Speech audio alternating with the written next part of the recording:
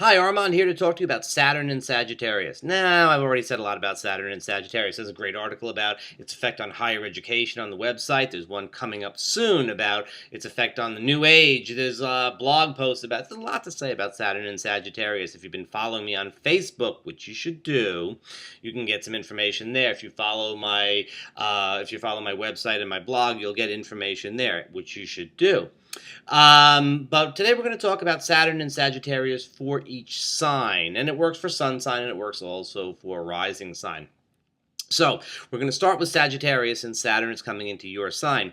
Now, Sagittarius, as the Scorpios will tell you, it's a little bit of a heavy energy having Saturn in your sign. It kind of makes you think about where you are, what you're going, where your priorities are in just about any area of life. It's a serious time, but it's a time when you can realign yourself. It's a time when you can say, okay, what works and what doesn't work, and it may not feel great, but I can throw some stuff overboard if it's not working. Scorpio, we're moving quickly here. Scorpio, you got Saturn out of your sign, huh? That's pretty good. And it should be a little bit of a lightening of the mood to have Saturn out of your sign, especially if you've been paying attention the last few weeks when he's been going to the very end of the sign or when he went over your sun. So, okay, it's good. Except he's going into your second house of finances, so you may need to focus a little bit more there. I wouldn't say that you have to worry about finances, worry about money, or anything like that, but I think you might want to be paying attention to it as this time goes forward. Also, you'll no longer have Saturn and your ruling planet Pluto in mutual reception, and that particular configuration has made it a little bit easier over the last couple of years to sort of resist pressure and maintain the status quo. And that might change. You may need to make some real changes in your life now that they're no longer in mutual reception with each other. So, on the one hand, the direct pressure comes off. On the other hand, maybe things get moving a little bit on a combination of financial pressure and not really being able to hold things together anymore. Could be good. Libra, people will tell you that you're kind of getting a pass on this because it's going into your third house of siblings and so on. And it's true, it may not be the most direct energy that you feel. You may need to pare down your daily routine, though. You may need to say, well, what really works? You don't want to exhaust yourself just going through the paces of, work and shopping and dealing with this thing and that thing. You may need to decide what in your daily routine really needs to be prioritized and what you should maybe be thinking about letting go of.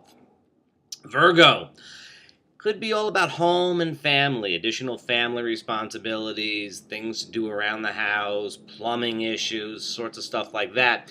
But also, responsibility for family, responsibility for your parents, for example, or just, the need to, deal with things around the house, deal with things around the home more. Leo.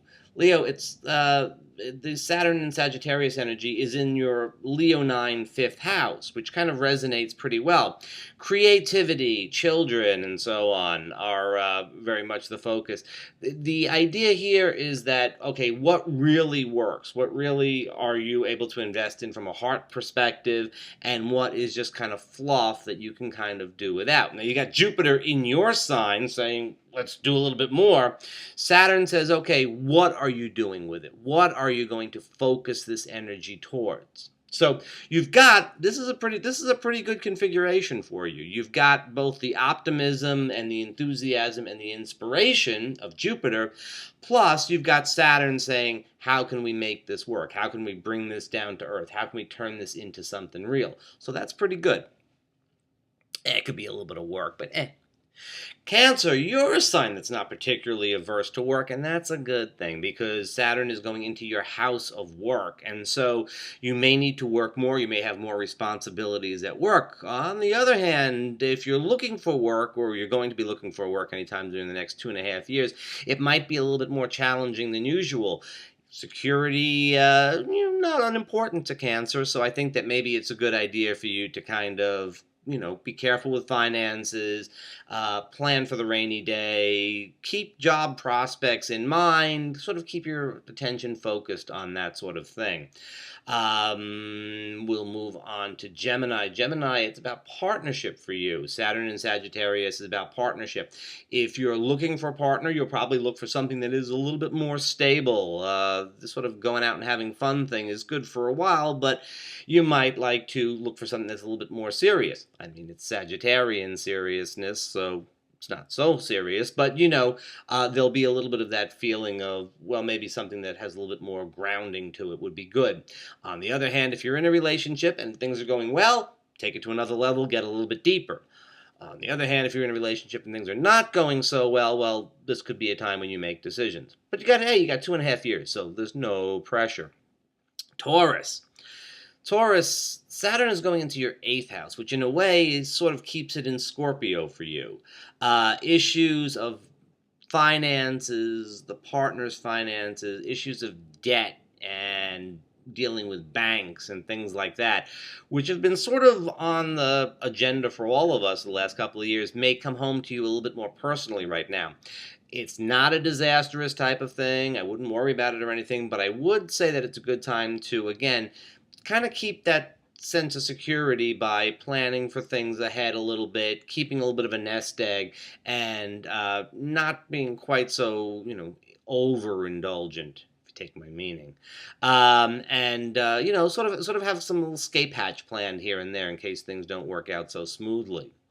Aries, you experience this Saturn and Sagittarius energy purely because it is in your solar 9th house. It is the Sagittarian house. Things like higher education and religion and beliefs and travel and all of these things are, directly organic to you with Saturn in that house. So these are things that you'll have to take seriously, things that you'll have to work with, but, things what you can really build on, things that you can really build on and make into something that is strong and good. So, you got to put in the work in the area, but the reward potential is great, particularly for education, particularly if it comes time to sort of pare down your beliefs to what you really and truly believe.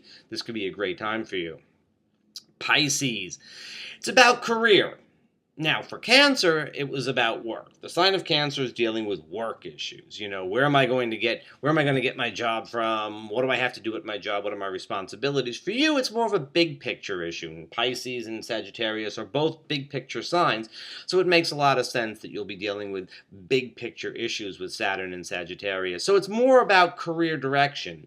It's not necessarily about worrying about the job on a daily basis. It's more thinking to yourself, what do you want your career or your public image, who you are out in the world, what do you want that to be like? What's important to you in this area of life?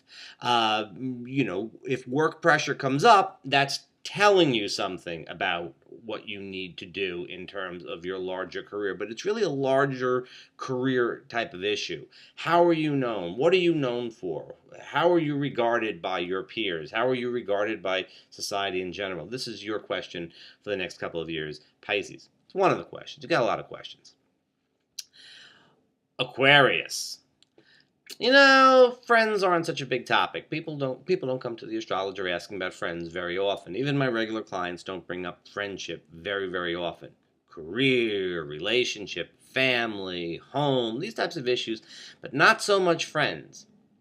You come back in a couple of years and tell me about that, because I think that this is going to be a time when you're going to be thinking quite a bit about friends, and you may pare away friendships that don't really satisfy, the people that have just been around for a while, and so you sort of keep them around, but you're not necessarily connecting with them all that much.